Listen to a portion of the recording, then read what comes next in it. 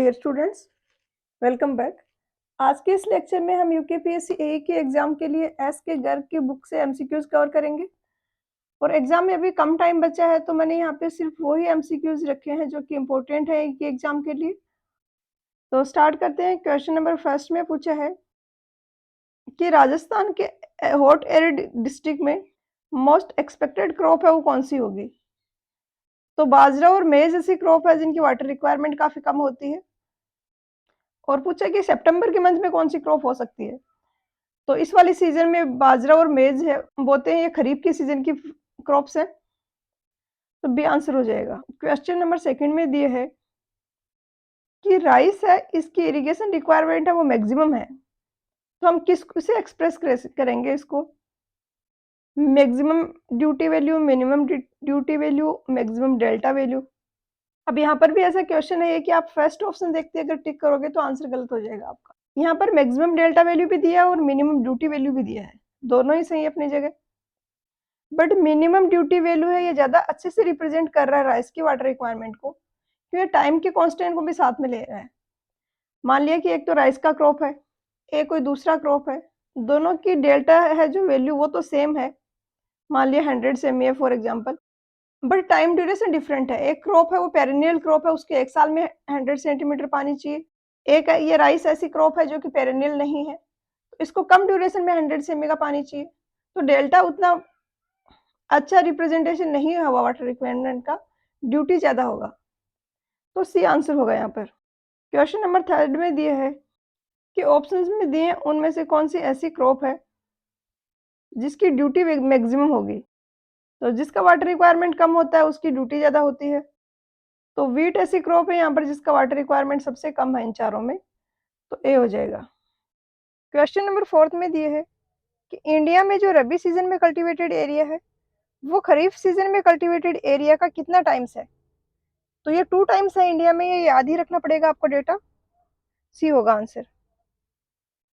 Question number fifth में दिए है कि राइस की कोर वाटरिंग डेप्थ कितनी होती है। तो ये याद रखना आपको होती है 19 सेंटीमीटर।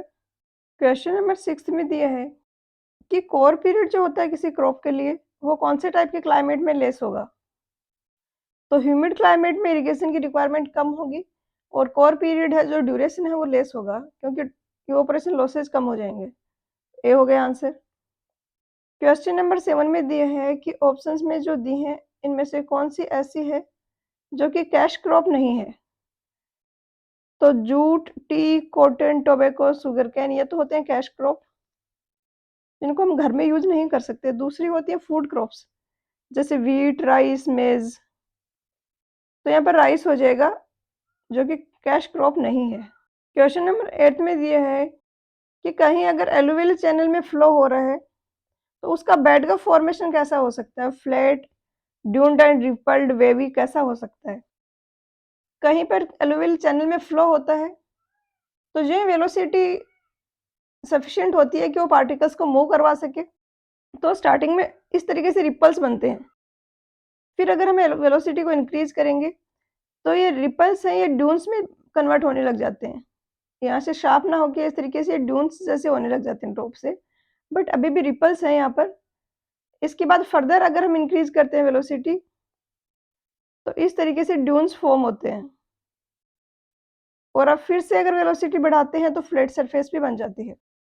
और वेलोसिटी अगर बहुत ही ज़्यादा है तो इस तरीके से ऊपर भी वेव्स बनेंगी सरफेस पे, और बेड पर भी इस तरीके से वेव्स बन जाएंगी, इनको एंटी ड्यून्स भी बोला जाता है।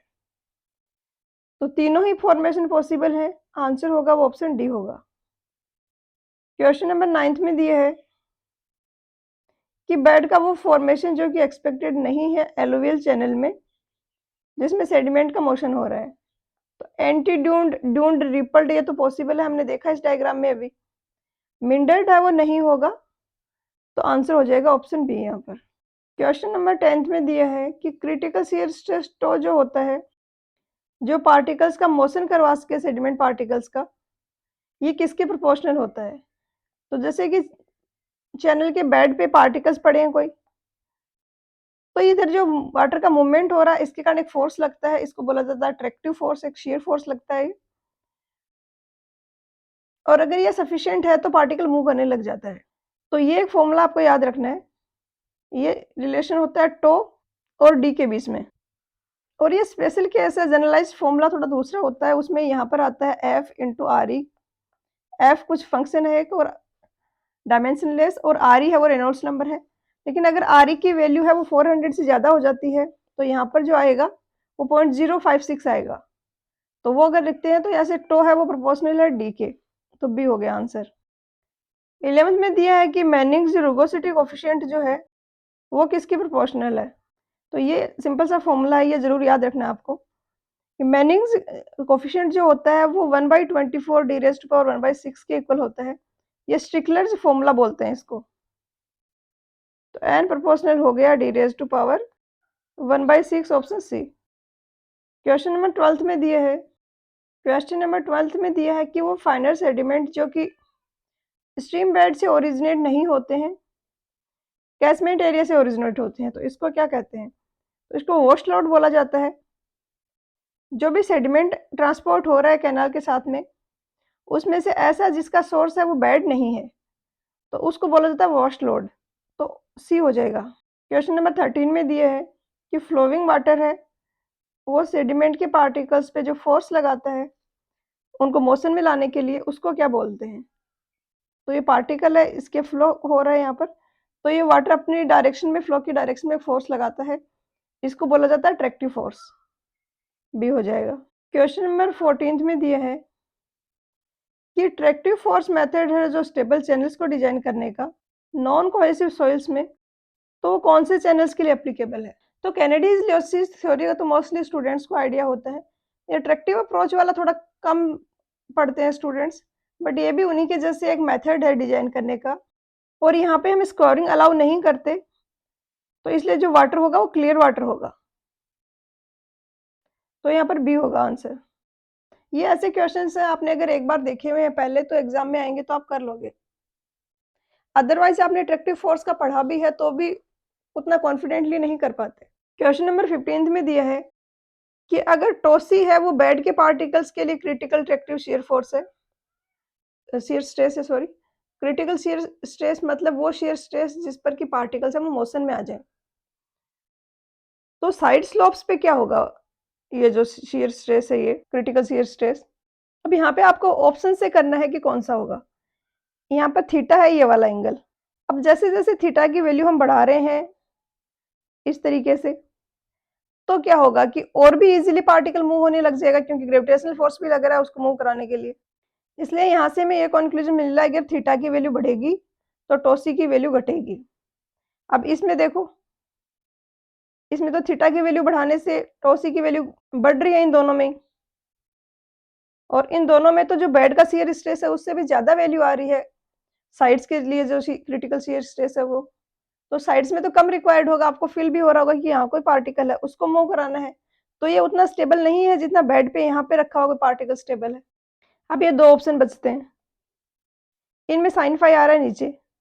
जैसे जैसे साइन फाई की वैल्यू बढ़ेगी, ये जो फंक्शन है साइन स्क्वायर थीटा अपन साइन स्क्वायर फाई अपन साइन स्क्वायर थीटा, इसकी वैल्यू थीटा के बढ़ने से घटेगी, घटेगी तो इसकी वैल्यू बढ़ेगी। तो फिर बचा ऑप्शन ए। क्वेश्चन नंबर 16 में दिया है कि क्रिटिकल वेलोसिटी जो कैनेडीज थ्योरी में देते हैं वो ये होता है v0 is equal to 0.55 m y raise to power 0.64। Trapezoidal irrigation channels के लिए ये मैक्सिमम वेलोसिटी है क्रिटिकल वेलोसिटी या मिनिमम वेलोसिटी है। तो ये non scouring non silting velocity होती है। तो इससे कम वेलोसिटी भी हम नहीं रख सकते, क्योंकि हम कम रखेंगे इससे तो फिर सिल्टिंग होगी, तो ये मिनिमम वेलोसिटी भी हम इसको बोल सकते हैं।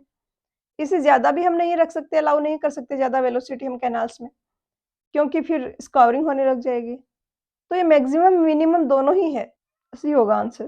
क्वेश्चन नंबर 17 में दिया है कि क्रिटिकल वेलोसिटी रेशियो जो होता है कैनेडीज थ्योरी में, इसकी वैल्यू कितनी होती है। तो इनिशियली तो ये फॉर्मूला दिया गया था कि v is equal to 0.55 y raise to power 0.64, लेकिन ये फॉर्मूला फिर जिस एरिया के लिए पर्टिकुलर डिजाइन किया गया था, जो कैनाल सिस्टम था पंजाब में, सिर्फ उसी के लिए एप्लीकेबल था। तो इसको थोड़ा और जनरलाइज किया कि इसको कहीं और भी हम अप्लाई कर पाए, तो एम को इंट्रोड्यूस किया गया। और ये एम डिपेंड करता था जो पार्टिकल्स हैं वहाँ पे सिल्ट है, वहाँ पे सिल्ट के पार्टिकल्स हैं उन पे, और ये m है, इसकी वैल्यू 1 से बड़ी भी हो सकती है, छोटी भी हो सकती है। जो पंजाब का कैनाल सिस्टम जिसके लिए ये डिज़ाइन किया गया था फॉर्मूला, उससे कोर्स अगर पार्टिकल्स हैं तो इसकी वैल्यू m की बड़ी होगी और अगर फाइनल पार्टिकल्स हैं तो इसकी वैल्यू 0.7 से 1 के बीच में होगी। तो दोनों ही पॉसिबल है, लेस देन 1 ग्रेटर देन 1, तो डी होगा आंसर। क्वेश्चन नंबर 18 में दिया है कि शील्ड्स एंटेनमेंट जो फंक्शन होता है उसकी यूनिट क्या होगी। तो पिछले क्वेश्चन में हमने डिस्कस किया कि ये होता है यहाँ पर एफ इंटू आर ई और इनको मिला के एफ एस से डिनोट करते हैं और ये फंक्शन होता है, ये यूनिटलेस होता है। ये आप यहाँ से भी निकाल सकते हो कि इसकी यूनिट होगी न्यूटन पर मीटर स्क्वायर, ये न्यूटन पर मीटर क्यूब है, ये तो यूनिटलेस हो गया, डी हो गया मीटर में, तो ऊपर न्यूटन पर मीटर स्क्वायर, नीचे भी न्यूटन पर मीटर स्क्वायर, तो कैंसिल होकर डायमेंशनलेस होगा, ऑप्शन डी। क्वेश्चन नंबर 19 में दिया है, क्वेश्चन नंबर 19 में दिया है कि एक नेचुरल सिल्ट ट्रांसपोर्टिंग चैनल है तो उसका शेप है वो कैसा होगा। तो ये लेसिस थ्योरी के अकॉर्डिंग यहाँ पर पूछा है, मेंशन नहीं किया, बट आपको ऑप्शन से फिर आइडिया लगाना होगा। लेसिस ने एक्सप्लेन किया कि कहीं को चैनल में फ्लो हो रहा है, उसमें सारे के सारे पैरामीटर्स, डेप्थ, स्लोप, पेरीमीटर, ये सारे के सारे अगर चेंज हो सकते हैं, फ्री है, ये यहाँ पर वेरी होते हैं, ये यहाँ पे चेंज होने के लिए फ्री है, तो ये फाइनली एडजस्ट हो जाते हैं अकॉर्डिंग टू डिस्चार्ज और जो सिल्ट है वहाँ पर अवेलेबल उसके अकॉर्डिंग, और ये चेंज होकर परमानेंट स्टेबल कंडीशन में आ जाते हैं। और इस टाइप का जो चैनल होता है उसका जो सेक्शन होता है वो सेमी इलिप्टिकल होता है। ये फ्लो के साथ साथ वेरी होता रहेगा, इनिशियल कुछ भी हो, ये चेंज होके बाद में सेमी इलिप्टिकल शेप ही लेगा, तो बी हो गया आंसर। क्वेश्चन नंबर 20 में दिया है कि लेसी की थ्योरी है वो कहाँ पर अप्लीकेबल नहीं है। तो इनिशियली रिजाइम की कंडीशंस में लेसी थ्योरी अप्लीकेबल नहीं है, जैसे पिछले क्वेश्चन में एक्सप्लेन किया कि लेसिस ने बताया कि इस तरीके से ये चेंज होते हैं, पेरीमीटर, डेप्थ, स्लोप, और लास्ट में एक स्टेबल कंडीशन आ जाती है कि अब कोई वेरिएशंस नहीं होंगे, अब चैनल सेक्शन है वो अपने फाइनल रिजाइम में पहुंच चुका है।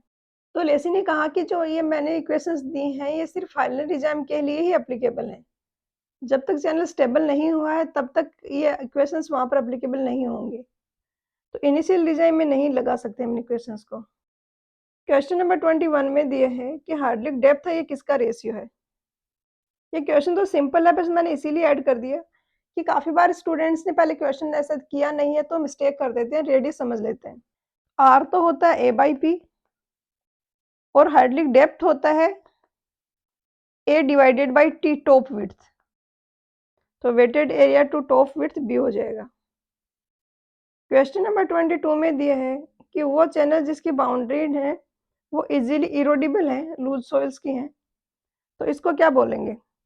तो ऐसे चैनल्स जिनकी बाउंड्री फिक्स्ड है, रिजिड है, जैसे कि लाइन कैनाल, तो इनको तो बोला जाता है रिजिड बाउंड्री कैनाल।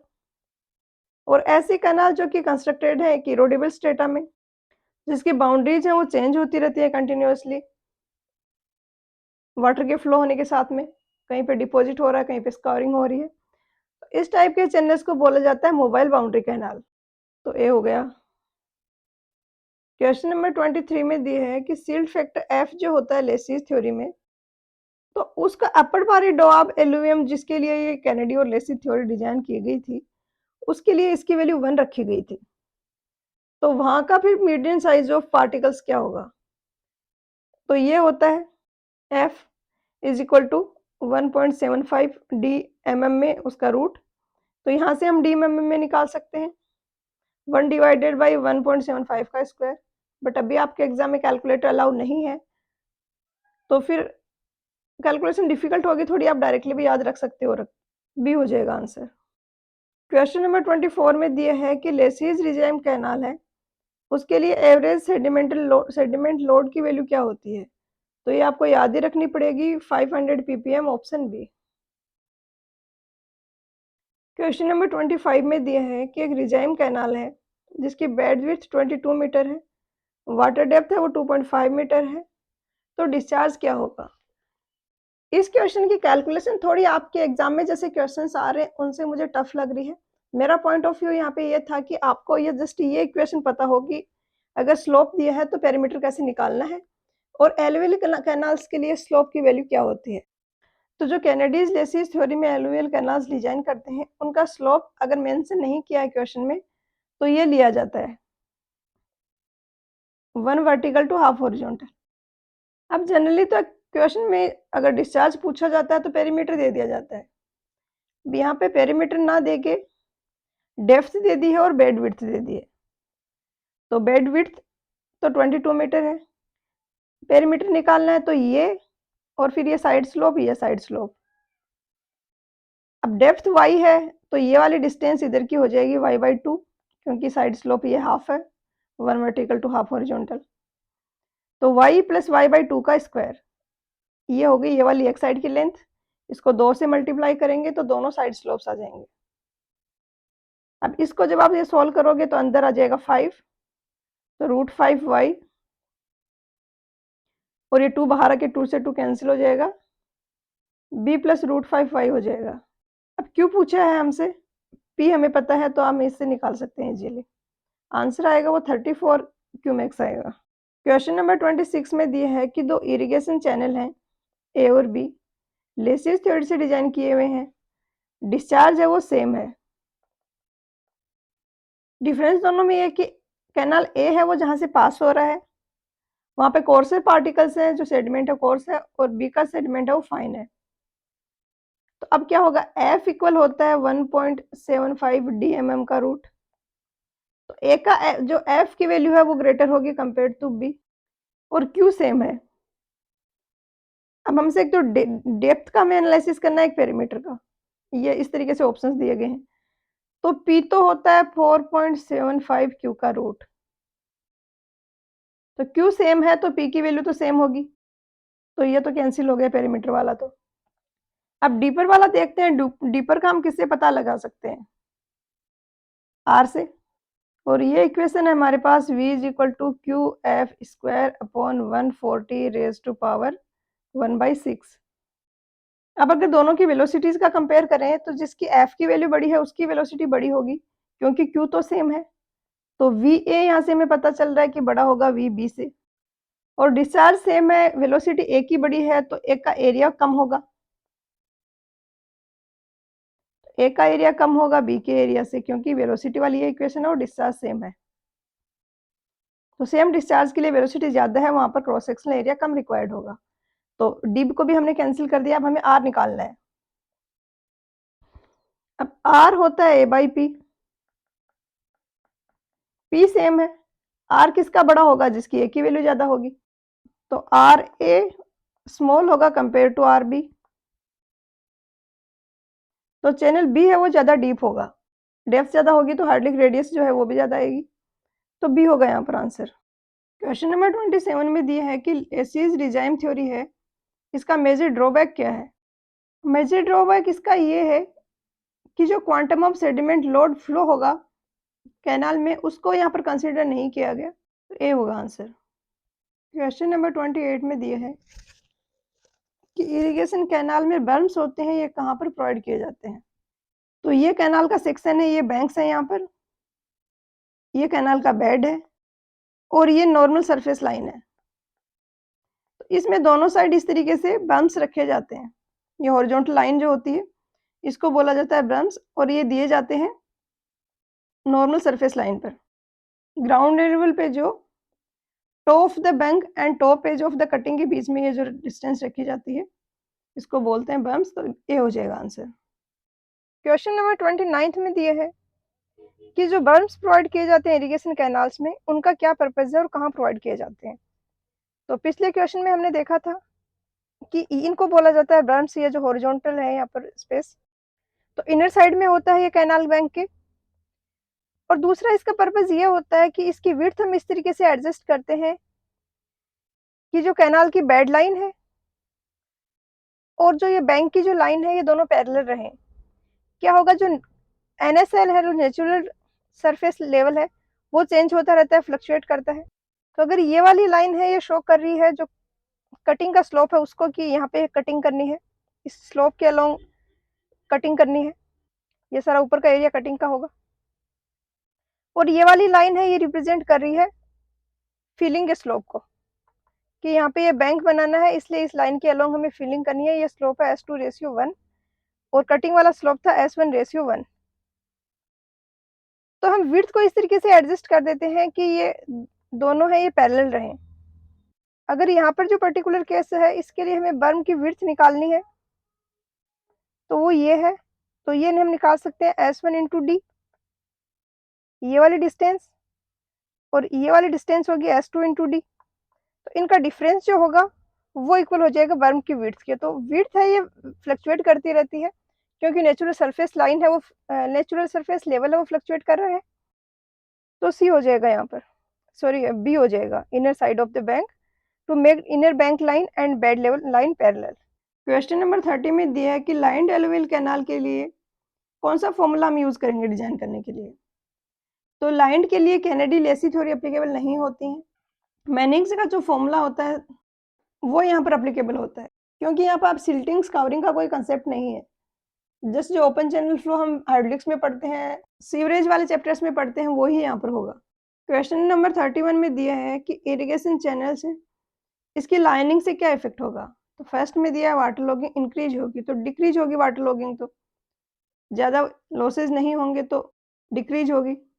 बी में दिया है कि चैनल क्रॉस सेक्शन को इंक्रीज करता है, चैनल क्रॉस सेक्शन भी डिक्रीज होता है लाइनिंग से, कि हम अब ज़्यादा वेलोसिटी अलाउ कर सकते हैं, तो एरिया जो रिक्वायर्ड होगा वो कम होगा। डी में दिया है कि इंक्रीज चांसेस ऑफ ब्रीचिंग, इनको भी कम करता है ये, क्योंकि अब स्टेबल सरफेस है। सी में दिया इंक्रीज कमांड एरिया, तो लाइनिंग करने के कारण अब हम स्लोप है उसको ज़्यादा रख सकते हैं, क्योंकि ज़्यादा वेलोसिटी में भी स्कोरिंग का इश्यू नहीं होगा। प्लस कहीं पे अगर स्लोप कम रखने की रिक्वायरमेंट है तो हम वो भी रख सकते हैं, जो कि एलुवियल कैनाल्स में हम नहीं रख सकते, क्योंकि वहाँ पे वेलोसिटी कम करने में फिर सिल्टिंग स्टार्ट हो जाती है। तो कमांड एरिया बढ़ता है यहाँ पर, जो हमें फ्रीडम मिलती है कि स्लोप हम अपने अकॉर्डिंगली चूज कर सकते हैं उससे। क्वेश्चन नंबर 32 में दिया है कि ट्रांसमिशन लॉसेज जो होते हैं स्पेशली नॉर्थ इंडियन स्टेट में, और ये लॉसेज का पूछा है कि 1 million square metre of area है, तो उसमें कितना मीटर क्यूब पर सेकेंड से लॉसेज होंगे। तो ये 2.5 to 3.5 के बीच में होता है, ऑप्शन बी। क्वेश्चन नंबर 33 में दिया है कि एक ट्राइंगुलर लाइन्ड कैनाल सेक्शन है जिसके कॉर्नर्स राउंडेड हैं और रेडियस इक्वल है फुल सप्लाई डेप्थ के, जो कि है 4 मीटर। तो इसकी हार्डलिंग रेडियस है वो किसके इक्वल होगी। तो ये ट्राइंगुलर सेक्शन है कोई, ये था ट्राइंगुलर सेक्शन। अब कॉर्नर्स को राउंडेड किया तो सेक्शन बन गया है ये इस तरीके से। अब इसका एरिया और पेरीमीटर निकालना है हमें हार्डलिंग मीन डेप्थ निकालने के लिए। तो एक तो हमें सेंटर का एंगल निकालना होगा, ये एंगल है थीटा, ये एंगल हो जाएगा 90 माइनस थीटा, क्योंकि ये एंगल तो 90 होगा, रेडियस है वो टेंजेंट के साथ 90 डिग्री का एंगल बनाती है, ये भी हो जाएगा 90 माइनस थीटा, तो ये एंगल आ जाएगा 2 थीटा। अब ये एंगल 2 थीटा है, तो इससे हम इस आर्क की पेरीमीटर और एरिया निकाल सकते हैं, और इन ट्राइंगल्स का तो आप इजीली निकाल सकते हो एरिया। तो ये तो ट्राइंगल्स का एरिया अगर ट्वाइस कर दिया हमने, 2 ट्राइंगल बन रहे हैं। ये इसका एरिया आ गया यहाँ पर 2 पाई का अगर सेंट्रल एंगल बनता ये वाला, तो पूरा का पूरे सर्किल का एरिया आता, जो कि होता है पाई आर स्क्वायर। एक के लिए हो जाएगा पाई आर स्क्वायर अपॉन 2 पाई, और 2 थीटा के लिए 2 थीटा से मल्टीप्लाई कर देंगे, तो ये आ जाएगा पाई आर स्क्वायर। तो इस तरीके से एरिया आ गया। इसी तरीके से पेरीमीटर निकाल लेंगे कि सेंट्रल का एंगल 2 पाई बनता तो पेरीमीटर होता 2 पाई आर। एक के लिए होगा 2 पाई और 2 थीटा के लिए ये हो जाएगा, तो पाई से पाई 2 से 2 कैंसिल हो गया, 2 आर थीटा आ जाएगा या 2 वाई थीटा हो जाएगा। बट आपको ये एंड रिजल्ट जरूर याद रखने हैं। तो ये y/2 होता है यहाँ पर फाइनल जो आता है हार्डलिंग मीन डेप्थ, तो इसका हाफ हो जाएगा 2 मीटर। क्वेश्चन नंबर 34 में पूछा है कि लार्ज इरिगेशन कैनाल्स होते हैं वहाँ पर सेफ्टी लैडर्स हैं, वो क्यों प्रोवाइड किए जाते हैं। तो एक्सीडेंटली कोई अगर गिर गया है कैनाल में तो बाहर निकल पाए, इसके लिए दिए जाते हैं। तो डी होगा provide safe exit to avoid the accidental drowning. Question number 35 में दिया है कि बेंटोनाइट लेयर की लाइनिंग है इरिगेशन कैनाल में कहीं, तो इसका मेन एडवांटेज क्या है। तो कोई भी टाइप ऑफ लाइनिंग हो, अगर मेन एडवांटेज पूछा है तो होगा सीपेज लॉसेस को कम करना। मेन हमारा जो पर्पज है वो यही है। कुछ इसमें फिर और भी एडवांटेजेस होते हैं, बट मेन पूछा जाए तो ये होगा, सीपेज लॉसेज आर रिड्यूस्ड, कोई भी टाइप की चाहे लाइनिंग हो।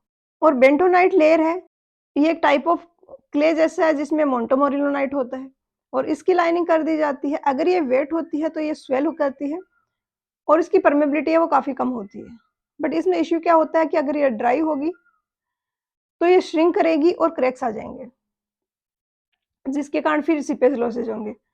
तो बेंटोनाइट लेयर की लाइनिंग का ये भी क्वेश्चन पूछा जाता है कि कौन से टाइप ऑफ लाइनिंग है जिसको हम एटमॉस्फेयर को एक्सपोज नहीं कर सकते, तो ये बेंटोनाइट लेयर होता है, क्योंकि एटमॉस्फेयर से एक्सपोज करेंगे ये ड्राई होगी और क्रैक्स आ जाएंगे।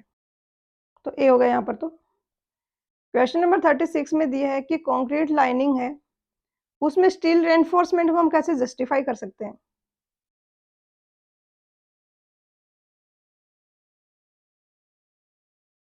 तो रिसर्च से पता चला कि जो हम नॉर्मल सा स्टील रेनफोर्समेंट देते हैं अगर सीमेंट कंक्रीट की लाइनिंग में 0.25 टू 0.3% ऑफ कंक्रीट का अगर हम इसमें स्टील देते हैं तो उसकी स्ट्रक्चरल स्ट्रेंथ पे तो कोई इफेक्ट नहीं आता उसका।